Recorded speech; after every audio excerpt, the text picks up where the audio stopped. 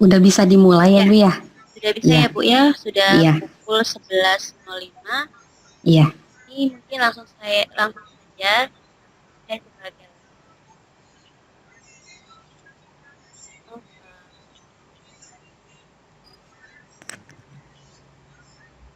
pertama saya ucapkan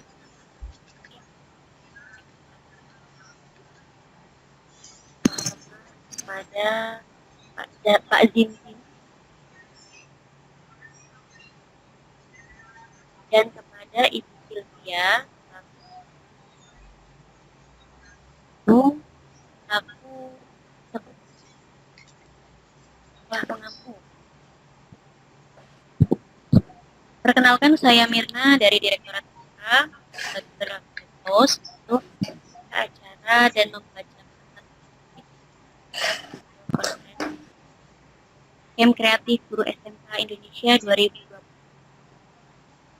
Acaranya Internet of Things. Yang pertama, gunakan nama sekolah untuk join ke Webex. Yang kedua, pelaksanaan akan dimulai tepat waktu. Tapi untuk kali ini saya kasih kelonggaran waktu 5 menit karena melihat jumlah pesertanya masih belum terlalu banyak yang join. Yang ketiga, dianjurkan menggunakan earphone atau headset agar kualitas suara lebih baik. Yang keempat, selain pembicara yaitu host, diharuskan menonaktifkan mikrofon. Yang kelima, peserta akan diberikan sesi untuk bertanya kepada peserta dengan cara terus menunjuk pembicara dan mengatur sesi. Yang keenam, pada peserta telepon yang sudah join di grup dan diharapkan melakukan absen. Seusai dilaksanakan melalui link yang akan diberikan oleh host atau lambatnya 1 kali 24 jam setelah peserta yang memiliki masalah sehingga tidak bisa ikut pada kita menonton demikian tata tertib ini dibuat kon baik. Selanjutnya saya kepada Ibu Sylvia selaku. Terima kasih Ibu Mirna. Baiklah Bapak dan Ibu, kita mulai saja. Assalamualaikum warahmatullahi wabarakatuh. Selamat pagi menjelang siang Bapak dan Ibu peserta KKGS bidang IoT tahun 2020. Selamat berjumpa kembali dalam pertemuan rutin kita. Kali ini kita sudah memasuki pertemuan keempat. Semoga Bapak dan Ibu tetap semangat dan senantiasa dalam keadaan sehat walafiat. Kami ingatkan kembali kepada Bapak dan Ibu untuk mengisi daftar hadir sekaligus feedback pada link https://teamyul.com/feedback KKGS. Pada pertemuan kali ini, kita akan membahas tentang tips membuat video produk menggunakan smartphone yang akan disampaikan oleh Bapak Jim Jim Al-Amin Syahid ST dari SMK Negeri 11 Bandung. Kepada Pak Jim Jim, kami persilahkan. Oke, Assalamualaikum warahmatullahi wabarakatuh. Terima kasih Bu Sylvi. Pada kesempatan kali ini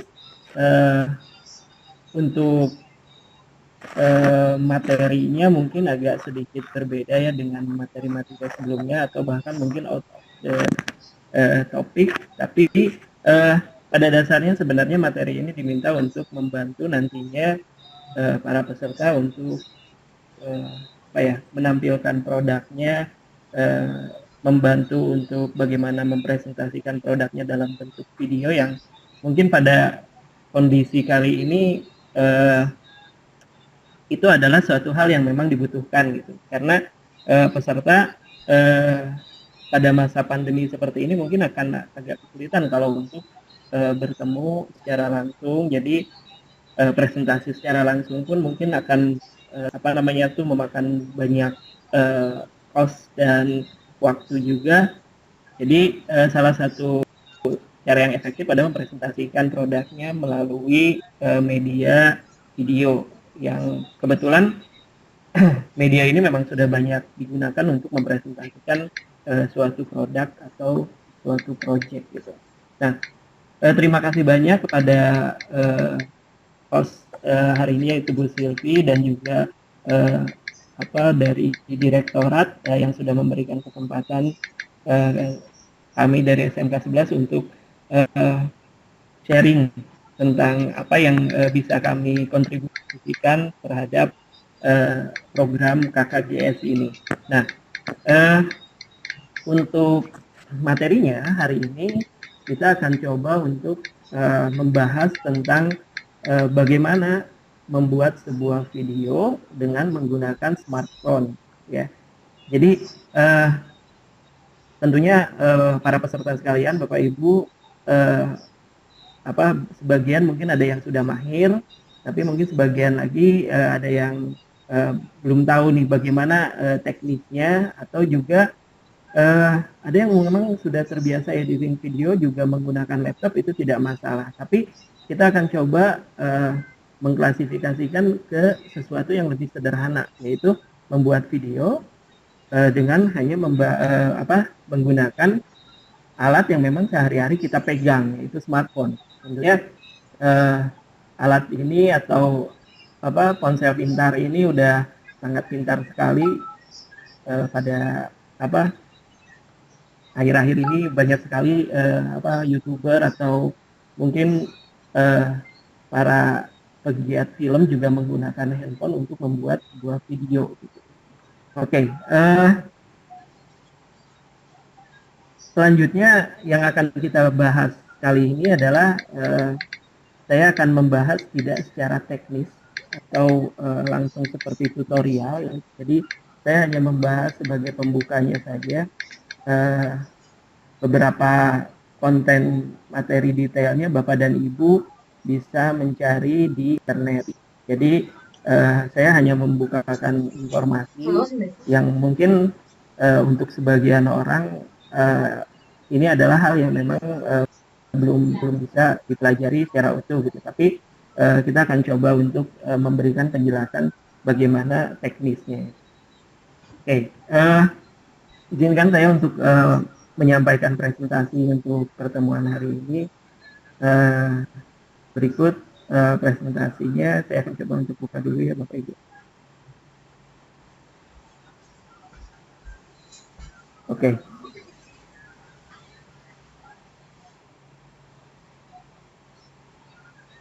Oke.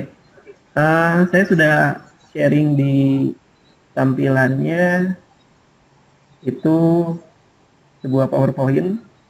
Nantinya Bapak dan Ibu juga bisa melihat kembali PowerPoint ini. Nggak banyak sebenarnya materinya, tapi saya akan coba untuk menjelaskan satu persatu sesederhana mungkin, jadi biar bisa dipahami oleh semua orang.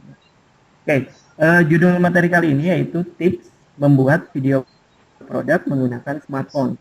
Jadi sebenarnya ini materinya global, jadi sebenarnya bukan untuk video produk saja. Jadi bukan hanya untuk video. Maaf, mungkin bisa di mute suaranya, ada suara yang masuk. Ya.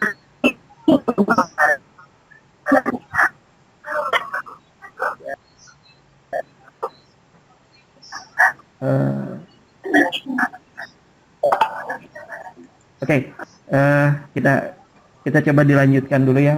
Untuk suaranya mungkin masih masuk, oh tidak. Oke. Nah, jadi tips membuat video ini sebenarnya lebih global ya. Jadi Bapak dan Ibu bisa menggunakan ini sebenarnya teknis-teknisnya untuk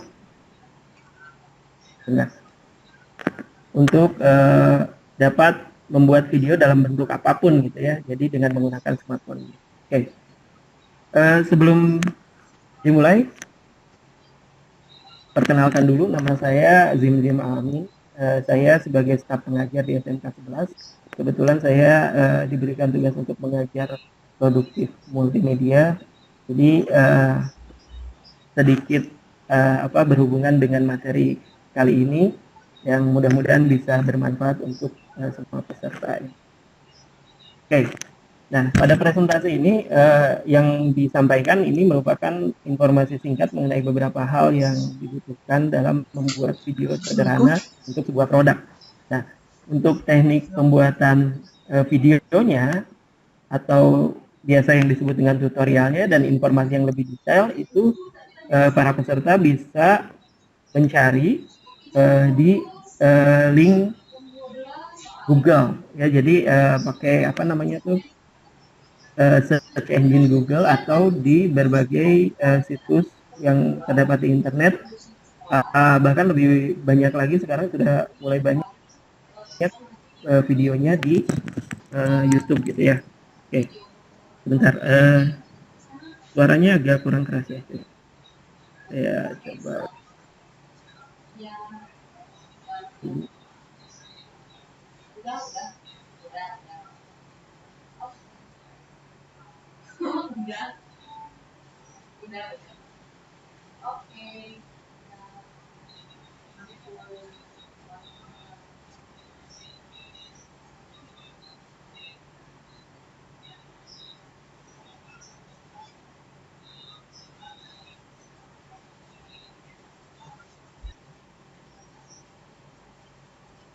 Oke, bagaimana? Sekarang apa sudah lebih jelas? Ya jelas suaranya. Oke.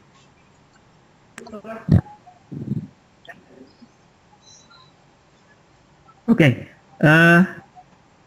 baik, akan kita coba lanjutkan kembali untuk pembahasan presentasi kali ini. Oke, nah yang perlu diperhatikan dulu karena nantinya mungkin Bapak dan Ibu peserta KKGS IoT ini khususnya akan membuat sebuah produk yang produknya itu Internet of Things ya. Jadi jelas produknya ada dan bisa dipresentasikan. Video sebuah media informasi berbentuk video yang akan memberikan penjelasan mengenai produk dengan disertai informasi penting mengenai produk tersebut. Nah, yang paling sebuah video yang mempresentasikan tentang kegunaan produk tersebut, kelebihan-kelebihan produk tersebut, dan bagaimana cara menggunakan produk tersebut. Nah, sebagian besar mungkin akan membahas tentang hal tersebut, ya. Oke. Nah, fungsi dari manfaat, fungsi dan manfaat dari video produk yang nantinya akan dibuat, yaitu pertama mungkin memperkenalkan produk yang dibuat. Jadi apa yang kita buat produknya, terus memberikan deskripsi singkat biasanya tentang produk tersebut dan memberikan informasi mengenai kegunaan dari produk tersebut ya. Oke. Memberikan Ibu buat ya. Oke. Nah, selanjutnya bentar.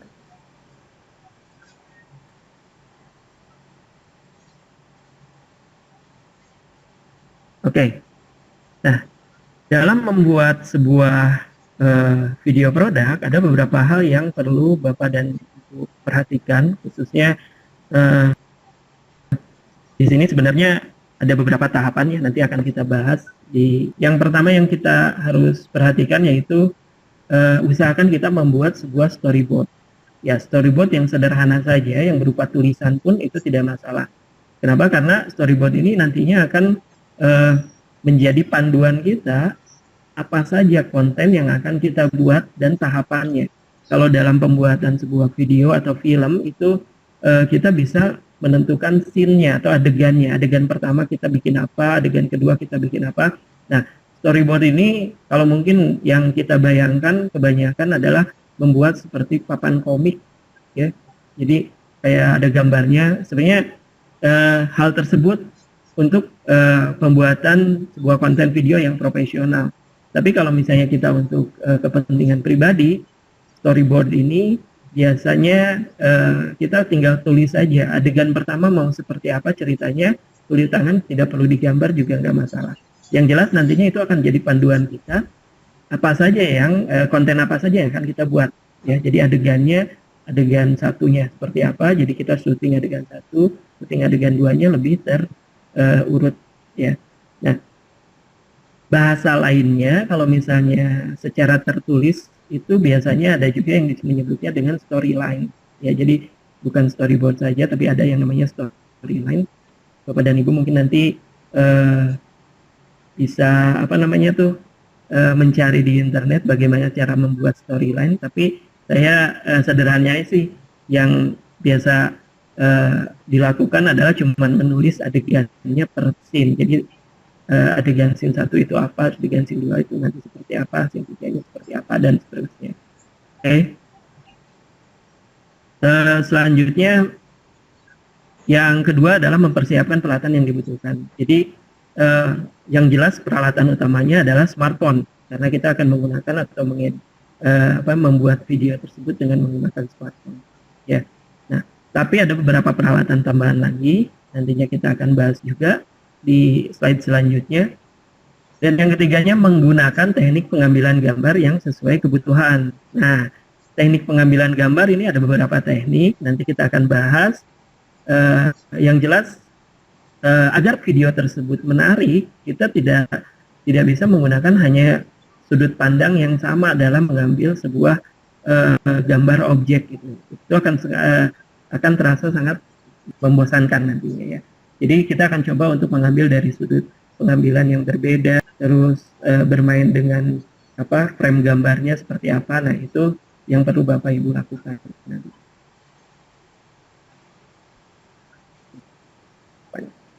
Lalu yang perlu diperhatikan juga adalah rekaman videonya dalam posisi landscape.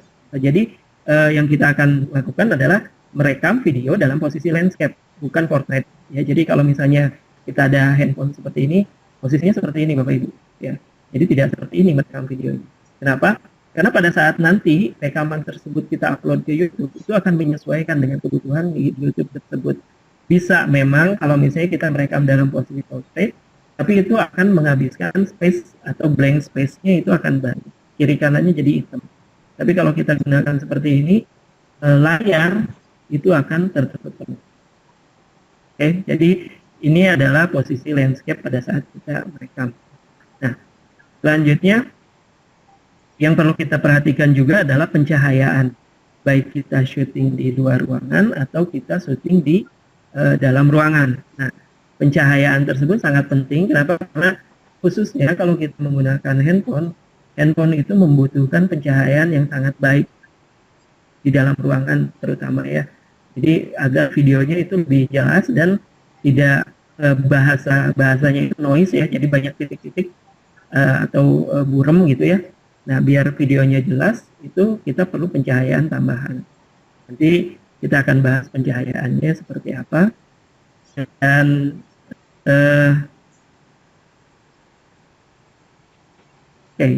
selanjutnya yang perlu diperhatikan adalah gambar, objek, dan tulisan yang ada dalam video harus benar-benar jelas. Jadi kita membuat video atau gambar objeknya itu harus benar-benar fokus. Nah, kebetulan enaknya dengan menggunakan smartphone ini, sebagian besar smartphone saat ini sudah bisa autofocus. Jadi kita tidak perlu lagi untuk mengatur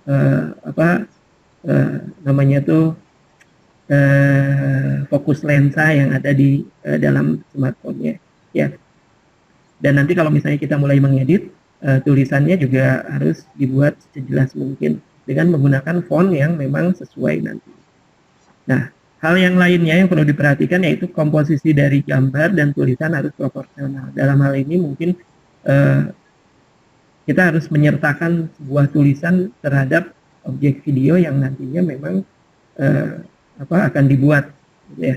Jadi tidak hanya sebatas video dan audionya saja, tapi kadang-kadang tulisan juga dibutuhkan untuk memperjelas detail dari gambar yang diambil. Nah, Yang terakhir, isi atau informasi dari video harus sesuai kebutuhan. Nah, yang ini jelas sekali kita fokus dalam membahas produk yang kita buat.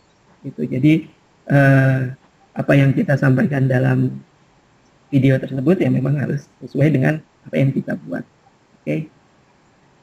Selanjutnya, di sini ada proses pembuatan video sederhana dengan smartphone, atau mungkin beberapa Bapak dan Ibu sudah paham dengan proses ini. Ini biasa disebut kalau di multimedia ini proses produksi multimedia, ya. Jadi ada ada 3 tahapan. Tahapan pertama adalah pre-production, yang keduanya production, yang ketiganya post-production. Nah, tahapan pertama ini, pre-production ini biasa disebut juga dengan tahapan persiapan, di mana yang akan kita lakukan di sini adalah pertamanya menyusun storyboard dan mempersiapkan peralatan. Yang sederhananya seperti itu, ya.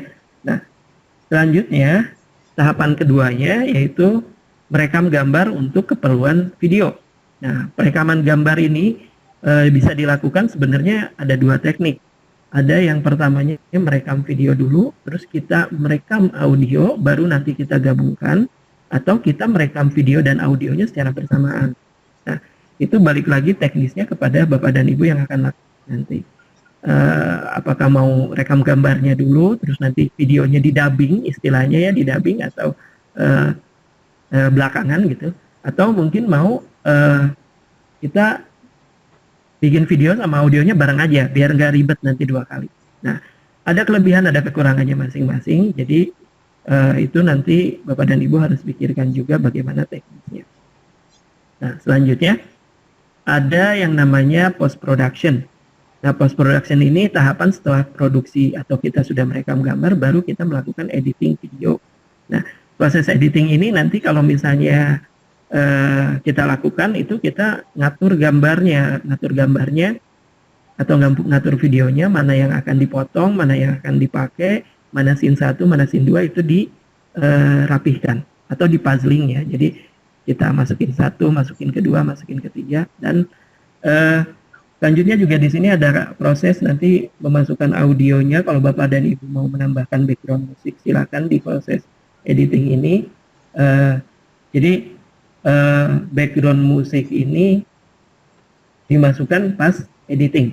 Jadi bukan pada saat pas produksi. Jadi pas saat kita tidak perlu merekam gambar sambil rekam suaranya juga. Itu sebenarnya bisa juga, tapi tidak akan maksimal nanti. Ya.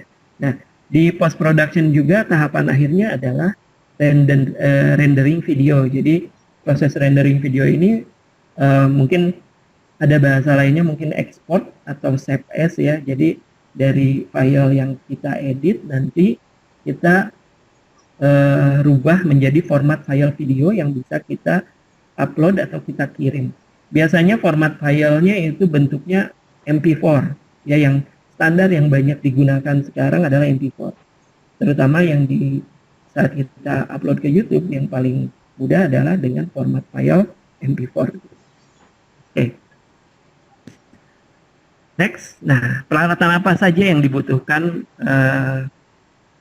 untuk membuat video dengan smartphone ini? Tentunya yang pertama adalah smartphone itu sendiri ya. Jadi smartphone ini disarankan adalah berbasis Android. Jika Bapak dan Ibu memiliki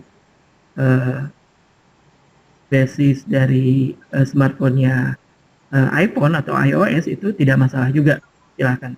Hanya saja mohon maaf, yang kita maksud smartphone adalah smartphone yang memang mempunyai sistem operasi ya. Jadi bukan handphone gitu. Jadi bukan handphone seperti yang merek yang zaman dahulu kayak Nokia, Siemens, kayak seperti itu, yang memang bisa merekam video tapi akan sangat kesulitan untuk melakukan editingnya. Tapi yang jelas adalah yang kita gunakan ini smartphone berbasis Android atau iOS. Yang pertama adalah smartphone tersebut harus memiliki kamera belakang. Kenapa kamera belakang? Kenapa nggak kamera depan? Sebenarnya bisa aja kamera depan, kamera belakang untuk merekam video sebenarnya nggak masalah. Ya, tapi yang paling penting adalah pada saat merekam dengan kamera belakang itu hasilnya bisa lebih maksimal biasanya daripada kamera depan. Ya. Tapi kalau mau merekam dengan kamera depan boleh saja, silahkan. Nah, eh, kamera yang bisa digunakan adalah kamera yang bisa merekam dengan kualitas minimal itu 48p. Apa ini 48p? 48 pixel maksudnya. Jadi Bapak Ibu nanti bisa lihat di settingan kameranya, kualitas videonya itu bisa dari berapa sampai berapa. Nah, kalau misalnya kita merekam di 480, ini masih lumayan bisa terlihat jelas, tapi walaupun tidak maksimal, tapi masih mending lah daripada di bawah itu. Nah, pada saat diedit nanti, ini masih bisa diedit. Disarankan sih minimal 720p untuk hasil rekamannya, atau lebih dari itu. Hasil rekaman ini atau kualitas pixelnya itu nanti akan berpengaruh ke dalam internal storage atau external storage yang cukup. Nah, semakin tinggi kualitas videonya itu membutuhkan penyimpanan yang semakin besar. Jadi diusahakan nanti smartphone Bapak dan Ibu memiliki tempat penyimpanan yang cukup. Terserah apa itu di internal atau di eksternal. Ya, biasanya sih yang paling aman adalah di eksternal, ya itu paling aman. Kenapa? Kalau di internal biasanya sudah penuh dengan memori aplikasi ya. Jadi untuk memori video itu kita simpan di eksternal. Nah, eksternal berapa giga yang bisa digunakan tergantung kebutuhan. Jika kita menggunakannya yang 480p mungkin ya minimal mungkin 16 giga mungkin kita butuh juga untuk itu ya. Nah, tapi lebih besar lebih baik jelas agar kita ya bisa lebih leluasa untuk menentukan kualitas video. Oke. Nah, nah ini sebentar peralatan pendukungnya yang diperlukan. Jadi smartphone adalah peralatan utama. Dan peralatan pendukungnya, Bapak dan Ibu bisa menggunakan beberapa peralatan pendukung yang akan memaksimalkan hasil dari video yang dibuat. Salah satunya adalah ini hanya beberapa yang sederhana ya, yang biasa dipakai. Yang pertama tripod ya. Tripod ini gunanya untuk sebagai penyangga si smartphone tersebut jika memang Bapak dan Ibu melakukan perekaman sendiri. Ya, jadi kita butuh tripod. Tripod ini banyak macamnya, jadi silahkan Bapak dan Ibu browsing. Dan harganya juga beragam dari yang paling murah sampai yang paling mahal juga banyak. Mungkin range harganya ada yang tripod yang mungkin mini tripod yang kecil pun sebenarnya bisa dipakai, yang harganya mungkin sekitar 30.000 itu bisa. Nah, yang bagian tripod yang model semi profesional itu ada yang harganya sekitar 60 ribuan ada, tapi memang kualitasnya tidak terlalu bagus. Tapi untuk merekam dengan menggunakan smartphone, asalkan kita memang hati-hati dengan menggunakannya dan kita memang paham cara penggunaannya, itu bisa digunakan juga dan memang cukup awet juga sebenarnya. Jadi tergantung pemakaian. Nah, tripod ini sangat membantu sekali. Walaupun sebenarnya kalau misalnya kita dibantu dengan orang lain, tripod ini sangat membantu. Kenapa? Karena pada saat orang untuk memegang kamera seperti ini, terkadang akan ada gerakan-gerakan yang guncangan gitu ya. Walaupun di handphonenya ini ada fitur stabilizer, tapi sepertinya rekamannya juga tidak akan terlalu maksimal kalau memang sering bergetar gitu. Nah, dengan menggunakan tripod itu akan lebih stabil karena bukan seseorang yang memegang, tapi sudah langsung dengan alat, jadi kita bisa lebih leluasa gitu. Tidak takut videonya goyang. Nah, selanjutnya kalau misalnya mau yang lebih expert lagi bisa menggunakan stabilizer ya untuk perekamannya, jadi itu lebih stabil. Itu udah banyak sekali Bapak dan Ibu bisa browsing di internet, mungkin dengan kata kuncinya di Google itu bagaimana menstabilkan atau peralatan menstabilkan smartphone. dalam rekam gitu misalnya. Itu banyak sekali. Dan selanjutnya ada holder HP. Holder HP ini adalah untuk penyangga. Nah, penyangga yang dimaksud adalah mampu untuk megang atau menjadi kuncian si handphonenya ke tripod. Biasanya sih kalau misalnya kita beli itu satu paket, biasanya sudah ada untuk holder HP. Tapi kalau misalnya kita belinya tripod yang buat kamera, itu biasanya terpisah juga. Bapak dan Ibu boleh cari di beberapa online shop ya, itu banyak sekali paketannya, ada yang paket tripod, holder, dan lighting juga ada macam. Nah, alat selanjutnya adalah external storage atau micro SD. Ini sebenarnya di beberapa handphone ada yang internal storage-nya sudah memang besar ya, ada yang sampai 128 GB. Tapi lebih aman lagi sebenarnya kalau misalnya kita menggunakan external storage, agar pada saat kita transfer data pun bisa lebih mudah sebenarnya, bisa dicabut ya, seperti itu. Nah, external storage ini berbagai macam, semakin besar mungkin semakin luas kapasitasnya, itu akan banyak menampung video semakin banyak. Nah, itu pertimbangannya kepada Bapak Ibu sendiri. Gimana kalau external storage yang saya punya itu cuman sedikit, misalnya cuman 8 GB. Sebenarnya masih bisa kita kualitasnya diturunin sampai 480p di videonya, atau Bapak Ibu setiap mereka mungkin nanti pindahin dulu ke laptop. Nah, seperti itu. Itu memang agak ribet, tapi ya mau gimana lagi, kita memang mencoba untuk memaksimalkan peralatan yang kita punya. Nah, selanjutnya peralatan pendukung yang cukup penting adalah lighting. Nah, lighting ini untuk pencahayaan, untuk membantu.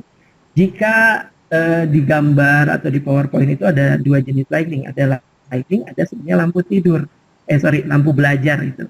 Nah, sebenarnya kalau kita tidak mempunyai lighting LED yang biasa untuk syuting, itu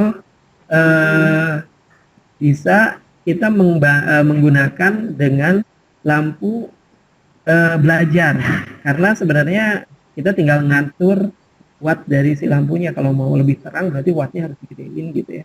Jadi peralatan yang ada di rumah kita sendiri itu bisa digunakan.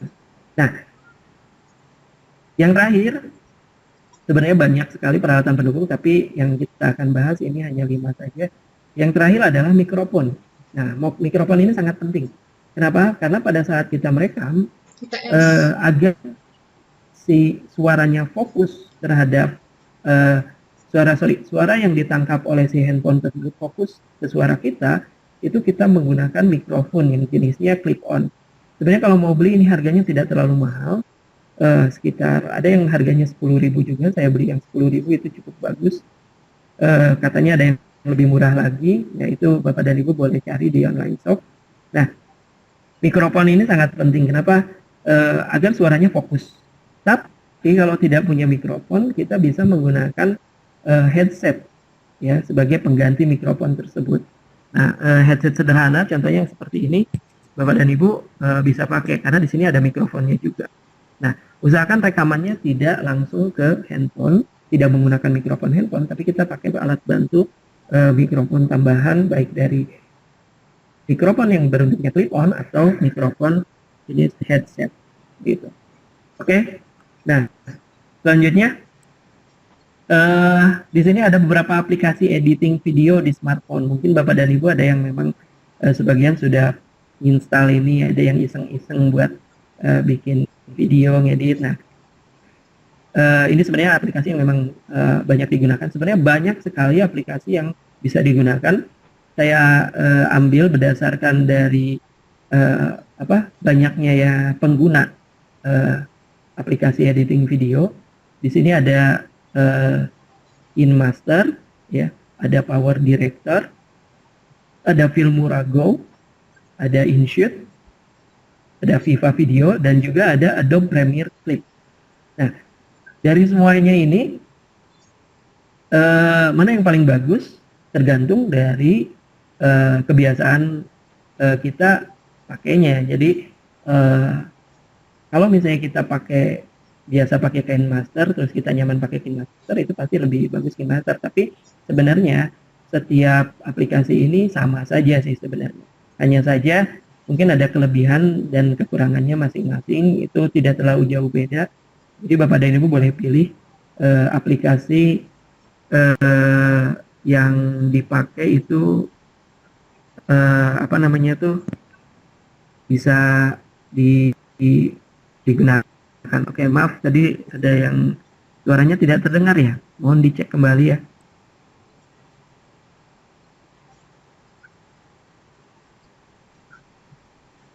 Oke, bisa dicek kembali suaranya apakah sudah masuk. Kalau tidak, mungkin nanti saya akan coba untuk ganti mikrofonnya. Suaranya jelas sih Pak.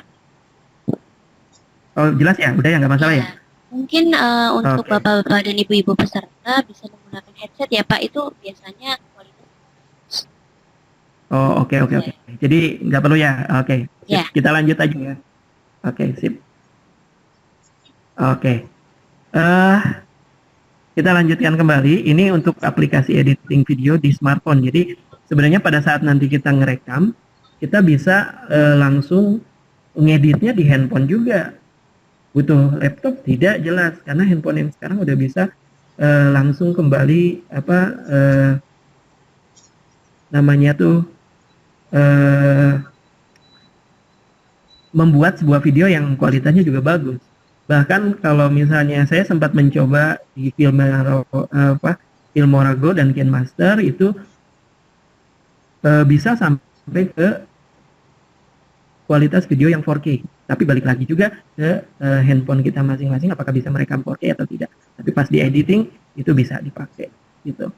Nah, silakan Bapak dan Ibu mungkin nanti mencari software editingnya, boleh dicoba satu-satu, tapi sebaiknya sih kalau misalnya kita mau nyobain aplikasi, kita lihat reviewnya dulu. Aplikasi ini apa kelebihannya dan kekurangannya, baru kita akan pakai. Nah, selanjutnya selain mengedit di smartphone, kita bisa mengedit di PC. Nah, beberapa aplikasi yang kita bisa pakai untuk editing video di PC atau laptop itu ada banyak sekali sebenarnya. Jadi ada yang gratis, ada yang berbayar, ada yang profesional, ada yang simple. Nah, itu pilihannya balik lagi ke Bapak dan Ibu. Nah, di sini yang biasa banyak orang-orang pakai itu ada Adobe Premiere Pro, ya, ada Sony Vegas Pro, terus ada Pinnacle Studio, ada juga Wondershare Filmora, ini sama kayak Filmora Go tadi, perusahaannya sama. Terus ada DaVinci Resolve dan ada Windows Movie Maker. Nah, yang paling sederhana adalah Windows Movie Maker. Kenapa? Karena ini sebenarnya bawaan dari Windows-nya. Mungkin di beberapa komputer Bapak Ibu udah terinstall ini sebenarnya, tapi memang jarang ada yang ngebuka. Nah, ini bisa digunakan untuk editing video dan sangat sederhana sekali ya Bapak Ibu ya. Nah, selanjutnya kalau misalnya yang profesional itu ada Adobe Premiere, Sony Vegas dan Pinnacle Studio. Nah, yang beberapa referensi yang saya coba buka-buka terakhir itu ada yang namanya DaVinci Resolve. Nah, ini salah satu katanya sih digadang-gadang ini salah satu software editing sederhana gratis yang terbaik katanya. Saya juga belum coba. Nanti saya akan download ini karena penasaran juga sebenarnya DaVinci Resolve ini apa namanya tuh sederhana apa, karena orang banyak yang suka dengan DaVinci Resolve gitu. Oke. Nah, ini beberapa aplikasi editing ya yang bisa dipakai di PC atau laptop. Oke. Tadi ada pertanyaan muncul di layar itu apa yang 4K. 4K itu adalah kualitas dari videonya. Biasanya itu 4000-an pixel. Jadi detailnya itu sangat bagus sekali. Jadi kapasitas filenya pun sangat besar. Boleh nggak kalau misalnya kita ngerekam pakai 4K? Boleh saja sih. Tapi pada saat kita rendering itu akan sangat lama dan sangat berat sekali. Jadi saya sarankan sih untuk video yang sederhana ini kita di 720p saja itu sudah lumayan bagus. Gitu. Oke. Nah, selanjutnya, nah kita akan bahas dari tadi sudah softwarenya, terus sudah alat-alatnya. Nah, ini teknik untuk pengambilan gambarnya. ada 3 teknik yang akan kita bahas, yaitu sudut pengambilan gambar atau camera angle, terus bidang gambar atau framing, dan yang terakhir adalah kamera movement. Nah, ini yang biasa dipakai ya, biasa dipakai pada saat pembuatan video. Nah, ini ada sudut pengambilan gambar. Sudut pengambilan gambar yang kita pakai itu ada di bird eye view, ya, bird eye view, terus ada high angle, ada eye level, ada low angle,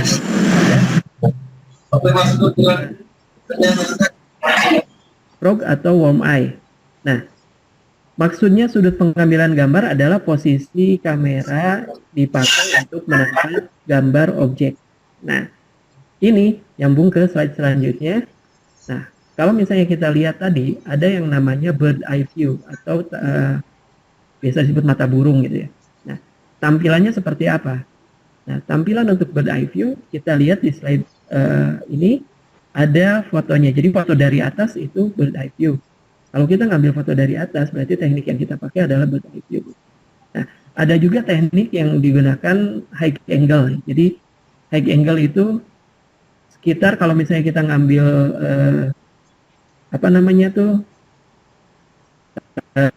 sudut jam itu sekitar dari jam 1 atau jam 2, nah ke objek itu ke tengah jadi kita ngambilnya seperti itu dan hasilnya akan seperti ini, high angle. Terus ada eye level. Nah, ini yang biasa banyak digunakan. Eye level ini lurus, jadi dia sejajar dengan objeknya. Ini biasa digunakan. Biasanya sih kalau ini dipakai untuk presenternya. Jadi kalau pada saat kita memulai video, presenternya biasanya menggunakan teknik eye level, jadi lurus. Tapi kalau kita sudah mulai nge-shoot dari produknya, ada yang mungkin pakai bird eye view atau high angle. Kebanyakan di situ. 3 teknik ini untuk produk biasanya dipakai. Nah, ada juga low angle. Low angle itu dari bawah, hasilnya akan seperti yang Bapak Ibu lihat di gambar. Terus ada fog atau worm eye, itu yang dari bawah. Untuk produk biasanya agak susah, apalagi produk-produk yang bentuknya kecil, ya, itu agak susah untuk mengambil gambar dari bawah. Nah, yang biasa digunakan adalah D3, yaitu eye level, high angle, dan bird eye view, ya. Jadi seperti itu. Oke, ini kamera angle. Selanjutnya kita akan bahas framing atau gambar. Nah, framing ini atau biasa disebut dengan bidang gambar, yaitu jarak antara kamera dan objek dan nantinya hasil gambarnya seperti apa. Nah, yang pertama ini ada extreme long shot. Extreme long shot itu berarti kameranya jauh banget dengan objek. Jadi environmentnya atau lingkungannya terlihat semua. Terus ada juga long shot. Itu agak maju sedikit, jadi terlihat. Terus ada medium long shot, ada medium shot, dan selanjutnya sampai dengan ada extra close up. Untuk presenter biasanya digambar atau diambil gambarnya dengan teknik framing antara medium long shoot, medium shoot, atau medium close up. Nah, 3 ini yang biasa dipakai untuk presenter. Jadi kalau Bapak dan Ibu mulai mempresentasikan proyeknya, Bapak dan Ibu bisa menggunakan teknik 3 itu. Medium long shoot, medium shoot, atau medium close up. Tapi untuk produknya biasanya yang dipakai itu karena produk nantinya akan berukuran kecil, itu biasanya pakai close up, big close up, atau extra close up, atau biasa ada yang nyebutnya juga extreme close up. Jadi lebih detail lagi ke dalam.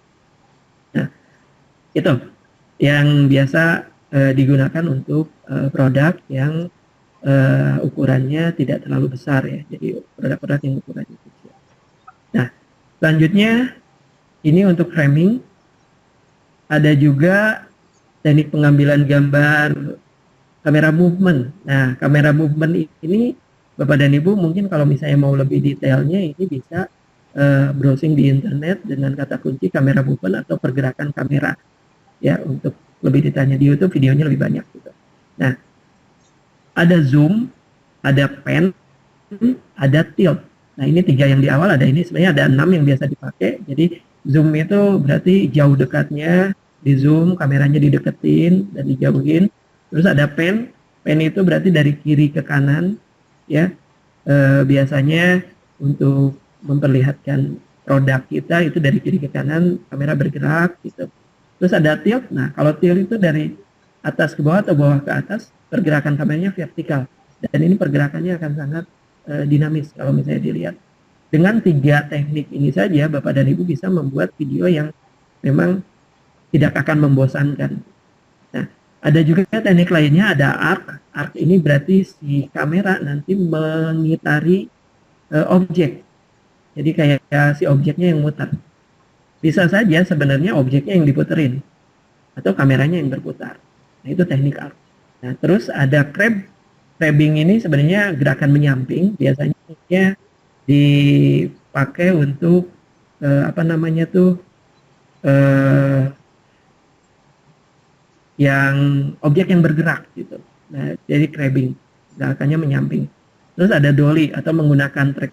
Kalau dolly kayaknya kita tidak akan pakai untuk produk, tapi kalaupun ada berarti nanti ada alat tambahan ya, slider biasanya disebutnya untuk membantu track dari si objeknya. Oke. Nah, sekarang kita masuk ke teknik pencahayaan. Teknik pencahayaan ini sederhananya adalah ada 4 ya. Jadi ada yang front light atau kamera teknik pencahayaan dari depan. Ini bisa banyak sekali dipakai untuk teknik pencahayaan seperti ini agar objeknya juga terlihat lebih jelas dan detail ya. Jadi kita pakai teknik pencahayaan dari depan. Terus ada yang dari kiri atau kanan, disebut side light. Nah, side light ini biasanya menampilkan objek yang lebih menarik atau detail tertentu di satu sisi, terus terlihat lebih dramatis, nantinya lebih unik gitu ya. Nah, jadi cahayanya bisa dari pinggir. Terus ada yang cahaya dari belakang. Nah, untuk objek produk ini sebenarnya ada beberapa produk yang menggunakan cahaya dari belakang, tapi sangat jarang sekali karena biasanya kalau nggak dari samping, dari depan pencahayaan untuk produk. Nah, untuk backlight sebenarnya untuk foto-foto artistik yang nantinya menampilkan siluet. Dan yang terakhir ada exciting light. Nah, exciting light ini berasal dari berbagai macam sumber. Ini kita hanya akan memanfaatkan cahaya yang ada di sekitar objek. Jadi kita tidak mengatur kembali objeknya, cahayanya dari mana gitu. Ini cahaya yang banyak dari berbagai objek yang ada di sekitar, dari berbagai lingkungan dari sekitar objek tersebut. Oke, itu teknik pencahayaan. Nah, ini beberapa hasil dari pencahayaan yang ada. Kalau dari depan seperti apa, seperti itu ya. Ya, Bapak dan Ibu boleh pelajari nanti. Nah, selanjutnya adalah tips membuat video. Nah, yang tadi kita akan bahas ini yang sederhana. Yang pertama adalah tadi udah dijelasin di awal bahwa ngambil gambarnya alangkah baiknya kalau kita menggunakan posisi landscape, tidak portrait seperti ini tapi landscape. Nah, selanjutnya yang kedua ada ambil gambar per adegan. Jadi usahakan Bapak dan Ibu ngambil gambarnya jangan full panjang, tapi per adegan saja. Mungkin hitungannya beberapa menit sekali gitu. Jadi nggak langsung full satu adegan itu panjang sampai dengan 15 menit atau 10 menit ya, atau 5 menit juga terlalu panjang. Jadi ngambil potongan-potongan gambar saja sedikit-sedikit, nanti kita gabung. Itu akan lebih menarik gitu ya. Dan yang ketiganya itu hindari menggunakan zoom. Hindari menggunakan zoom. Jadi kenapa kita tidak boleh menggunakan zoom? Jadi kita pakai yang zoom standar dari bawaan handphonenya. Kenapa? Karena pada saat kalau kita menggunakan zoom atau kita perbesar gitu istilahnya, itu goyang sedikit aja udah kelihatan banget gerakannya jauh banget gitu. Jadi sebaiknya jangan menggunakan zoom. Nah, mengambil gambar untuk produknya, yang keempat ini mengambil gambar untuk produk yang mendetail. Jadi Bapak dan Ibu bisa lebih dekat lagi ke produknya, lihat detailnya seperti apa. Itu menarik sekali untuk ditampilkan nanti. Selanjutnya ada nomor 5, itu gunakan sudut pengambilan gambar yang berbeda. Kita ngambil sudutnya variasi deh, jangan di situ aja terus pakai eye level aja terus, jadi sejajar terus. Kita coba dari atas, dari bawah juga kita coba seperti apa. Nah, yang keenam itu frame gambar yang berbeda. Nah, frame gambarnya ini ukuran ukuran bidang gambar tadi yang kita bahas itu agak berbeda. Yang ketiganya adalah pergerakan kamera yang berbeda. Nah, pergerakan kamera juga kita variasikan. Ada yang ke atas, ada yang ke kanan, ada yang ke kiri. Kita coba untuk variasikan. Yang 8 adalah hindari backlight. Usahakan jangan ada cahaya dari belakang si objek, ya, karena itu akan mengganggu dapat kameranya juga, gitu, dapat gambarnya. Karena kebanyakan kamera handphone ini akan disetting eh, penerimaan cahayanya, baik itu exposure, kalau bahasa dalam fotografi itu ada exposure-nya, terus ada apa namanya tuh, bukaan kameranya itu akan otomatis. Jadi usahakan jangan pakai backlight, jangan hindari backlight. Jadi kalau ada backlight mungkin kita pindahin aja gambarnya, objeknya, produknya kita pindahin, cari yang tidak terpengaruh dari backlight gitu. Yang 9, usahakan menggunakan background satu warna sebagai background gambar produk. Nah, ini maksudnya adalah produknya itu biasanya kan ada yang produk yang pakai background putih aja. Nah, maksudnya adalah usahakan menggunakan itu agar detailnya lebih dapat. Tapi sebenarnya kalau tanpa background itu sebenarnya bisa saja sih. Itu tergantung dari keinginan dari si pembuatnya. Nah, yang 10 adalah gunakan penerangan yang sesuai. Ini adalah masalahnya lighting. Jadi Bapak dan Ibu bisa lihat juga materinya mundur ke belakang, nanti teknik lightingnya seperti apa aja, ya, seperti apa aja yang bisa digunakan gitu. Nah, mohon maaf sekali udah selesai slide-nya, jadi mohon maaf sekali kalau misalnya ada slide yang terlalu cepat penjelasannya. Bapak dan Ibu nanti bisa mengulang lagi, atau sebenarnya materi ini sudah di-share dari panitia ya. Terus saya mengambil materi ini dari berbagai sumber di internet, dan mohon maaf jika memang masih banyak kekurangan terhadap materinya. Terus jika memang ada yang kita masih punya waktu sedikit mungkin ya untuk bertanya, mudah-mudahan saya bisa jawab. Kalaupun tidak, mungkin nanti Bapak dan Ibu sebenarnya bisa melihat kembali materi ini dan coba untuk browsing di internet lebih detailnya seperti apa. Kalau misalnya di YouTube itu lebih banyak lagi untuk teknik pembuatan video dengan smartphone.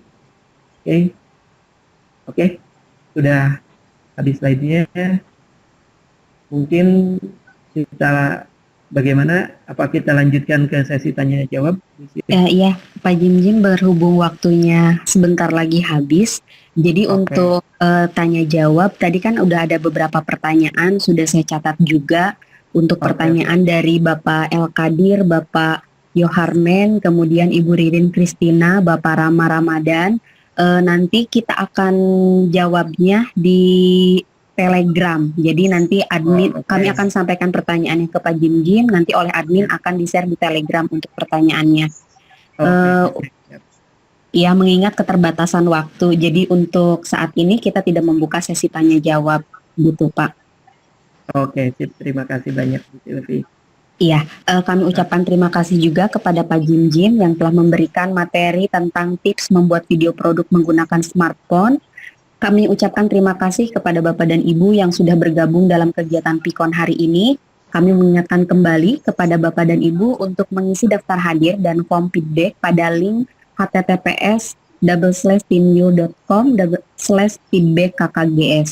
Untuk PPT materi tips membuat video produk menggunakan smartphone ini akan kami share di grup Telegram KKGS IoT tahun 2020. Demikian Bapak dan Ibu, terima kasih atas segala perhatiannya. Mohon maaf atas segala kekurangannya. Wassalamualaikum warahmatullahi wabarakatuh. Ya, kami kembalikan lagi ke Ibu Mirna. Baik, terima kasih Sylvia. Soalnya, terima kasih kepada Pak Jim narasumber yang menyampaikan materi dan saya mewakili Direktorat mengucapkan terima kasih kepada peserta yang telah mengikuti Vkon pada sesi kali ini. Terima kasih kepada SMK Negeri 11 Bandung selaku yang telah menyediakan waktunya dengan baik pada sesi pembelajaran daring. Mohon maaf jika ada kesalahan atau kekurangan pada pelayanan kami maupun dari sekolah. Selamat berpuasa bagi yang menjalankan. Assalamualaikum warahmatullahi wabarakatuh. Waalaikumsalam warahmatullahi wabarakatuh.